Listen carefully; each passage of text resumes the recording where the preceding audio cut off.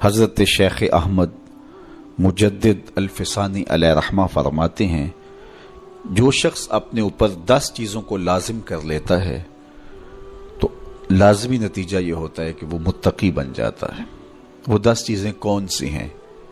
ماہ صیام کے ان حسین لمحوں میں ہمیں وہ 10 اوصاف اپنے اندر پیدا کرنے چاہیے تاکہ ہم متقی بن جائیں، اور متقی اللہ کے محبوب بندے ہیں۔ تقوی اختیار کرنے والے اللہ جل شانہ کی رحمتوں کے خاص مستحق ہیں۔ جنہیں تقوی کا نور نصیب ہوتا ہے وہ اللہ کی رحمتوں کے سائے میں آ جاتے ہیں۔ اگر ان پر مصائب، آلام، مشکلیں آتی ہیں تو ان کے تقوی کی وجہ سے اللہ انہیں راستے عطا کر دیتا ہے۔ وَمَن يَتَّقِ اللَّهَ يَجْعَل لَّهُ مَخْرَجًا وَيَرْزُقْهُ مِنْ حَيْثُ لَا يَحْتَسِبُ۔ اللہ اکبر۔ ارشاد فرمایا کہ جو اللہ سے ڈرتا ہے، تقوی اختیار کرتا ہے، اس کے لیے ہم مصیبت سے نکلنے کے راستے پیدا کر دیتے ہیں، اور اللہ جل شانہ اس کے لیے وہاں سے رزق عطا کرتا ہے جہاں سے اسے گمان بھی نہیں ہوتا ہے۔ تو یہ تقوی کا نتیجہ ہے جو اہل تقوی کو نصیب ہوتا ہے۔ تو حضرت شیخ نے 10 وہ امور بتائے جو اپنے اوپر لازم کر لینے سے تقوی نصیب ہوتا ہے۔ سب سے پہلی بات آپ فرماتے ہیں زبان کو غیبت سے بچائے۔ اتقاء کے حصول کے لیے زبان کو پاک کرنا ضروری ہے۔ انسان کے زیادہ تر گناہ اس کی زبان کی وجہ سے ہیں، اور غیبت یہ بدترین عمل ہے، اور اس کو بدکاری سے بھی برا قرار دیا گیا ہے۔ الغیبت اشد من الزنا۔ تو اپنی زبان کو غیبت سے بچائے۔ دوسری بات ارشاد فرمائی کہ بدظنی سے بچے، کسی سے خواہ مخواہ بدگمان ہو جانا اور اپنے دل کو کسی کے لیے میلا کر لینا اور اس کی بدگمانی دل میں پالنا، تو یہ تقوی کے منافی ہے۔ تو کسی کی بدگمانی سے، بدظنی سے اپنے دل کو بچائے، زبان کو غیبت سے بچائے، دل کو بدگمانی سے بچائے، اور مسخرہ پن سے بچے۔ بات بات پہ ٹھٹھے مار کے ہنسنا اور اس طرح کی زندگی بسر کرنا۔ اور آج کل تو جب بھی دوست احباب اکٹھے بیٹھتے ہیں تو سنجیدہ اور متین باتیں کم ہوتی ہیں، زیادہ وقت لطیفوں میں ہی کٹ جاتا ہے۔ انسان کو خوش مزاج ہونا چاہیے، اس کی طبع میں شگفتگی ہونی چاہیے، لیکن شگفتگی، خوش مزاجی اور مسخرہ پن میں فرق ہے، اس کو سمجھنا چاہیے۔ سنجیدہ اور متین زندگی یہ مومن کی زینت ہے، انسانیت کا حسن ہے۔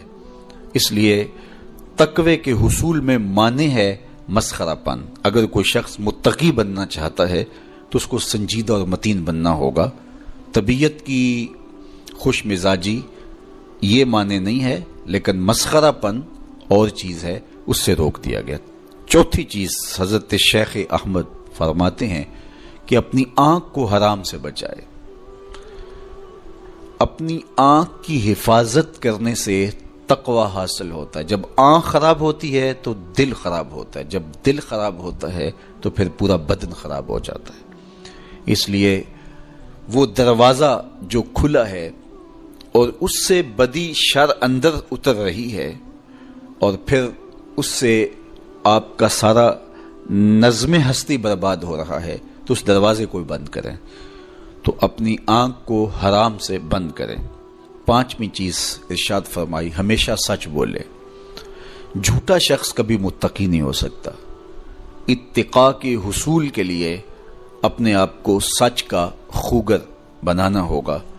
سچ کے بغیر کبھی نہ بولیں۔ جھوٹ بولنے والے کی زبان سے شر پھیلتا ہے، اور جب کوئی شخص جھوٹ بولتا ہے تو حدیث پاک میں آتا ہے اس سے بدبو نکلتی ہے، جس کو عام لوگ تو نہیں سونگھ پاتے، لیکن اللہ کے فرشتے 1 میل دور پیچھے ہٹ جاتے ہیں۔ تو مومن سچا ہوتا ہے، مومن جھوٹا نہیں ہوتا، اور تقوی کے حصول کے لیے سچ شرط ہے۔ چھٹی چیز ارشاد فرمائی، ہر حال میں اللہ کا احسان مانے۔ جب کوئی بھی انسان پر بہتری آئے تو اس وقت یہ کہے کہ یہ میرے رب کا احسان ہے کہ مجھے یہ حاصل ہوا ہے۔ بہت سارے لوگ اپنی محنت کا نتیجہ قرار دیتے ہیں کہ یہ میں نے کیا تو اس کے نتیجے میں یہ ملا۔ بسا اوقات آپ کتنا سیدھا کام کر رہے ہوتے ہیں، کتنی محنت کر رہے ہوتے ہیں، لیکن نتیجہ اس کے برعکس آ رہا ہوتا ہے۔ سیدنا علی المرتضیٰ رضی اللہ تعالیٰ عنہ فرماتے ہیں، میں نے اللہ کو اپنے ارادوں کی شکست سے پہچانا، تو یہ اس کی کرم نوازی ہے کہ اس نے ایسا کر دیا۔ صحت میرا کمال نہیں، یہ اللہ کی عطا ہے۔ علم میرا کمال نہیں، یہ اللہ کی عطا ہے۔ لہجوں کی خوبصورتی یہ اس کی عطا سے ممکن ہے۔ اس نے آنکھوں میں روشنائی رکھی، اس نے توفیق عمل نصیب فرما دی، اس نے اچھائی کی راہوں پہ گامزن کیا۔ ماہ صیام میں روزہ رکھنے کی توفیق ہوئی، صلاۃ التراویح میں حاضری کا موقع میسر آیا، دیگر صالح اعمال تلاوت کلام مجید نصیب ہوئے، تو مت سمجھے کہ یہ کوئی میرا کمال ہے۔ اللہ کا احسان مانے گا تو غرور پیدا نہیں ہوگا، تکبر پیدا نہیں ہوگا۔ تو ہر حال میں اللہ کا احسان مانے، جو بھی خیر اس کو ملے وہ کہے یہ میرے رب کی طرف سے ہے، اور اگر اس کا کرم نہ ہوتا تو یہ عمل مجھے نصیب نہ ہوتا۔ اور کتنے عمل ہیں کہ نصیب ہونے کے بعد عجب سے، تکبر سے، ریاکاری سے برباد ہو جاتے ہیں۔ کیتی کتری پئی کھو محمد تے سکہ بنیا زردہ، کتنے عمل ہیں کہ برباد ہو جاتے ہیں، تکبر آ گیا، عجب آ گیا، ریاکاری آ گئی، تو یہ اس کی طرف سے ہی ہے۔ تو جب یہ کہے گا تو عجب، تکبر، غرور کچھ پیدا نہیں ہوگا، تو پھر عمل قبول ہوگا اور انسان تقوی کی منزل تک پہنچے گا۔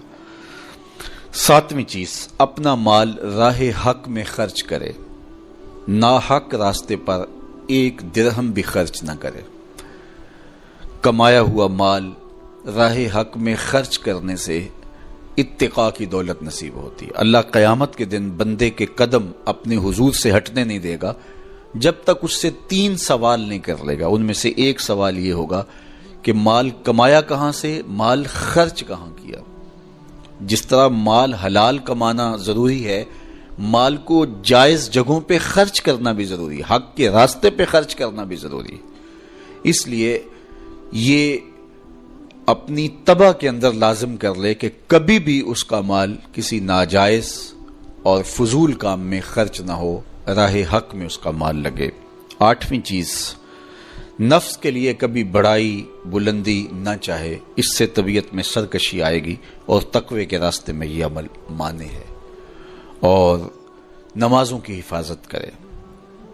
نمازوں کی اگر حفاظت نہیں کرتا تو باقی سارے عمل اس کے پاس ہیں، تو وہ متقی کیسے بن سکتا ہے؟ چونکہ یہ تو اسلام کا بنیادی فریضہ ہے جو اہل ایمان پر لازم کیا گیا ہے، جو کسی صورت کے اندر بھی، حتیٰ کہ حالت بیماری کے اندر بھی معافی جس کی نہیں ہے، سفر کے اندر بھی نماز کی معافی نہیں، مختصر کر دی گئی، قصر کر دی گئی، لیکن معافی نہیں دی گئی، حالت جنگ کے اندر بھی اس کی معافی نہیں ہے۔ تو نمازوں کی محافظت کرے۔ اور 10ویں چیز، حضرت شیخ فرماتے ہیں عقیدوں کی صحت کا خیال رکھے، اپنے عقیدے، اپنے نظریات خوبصورت رکھے۔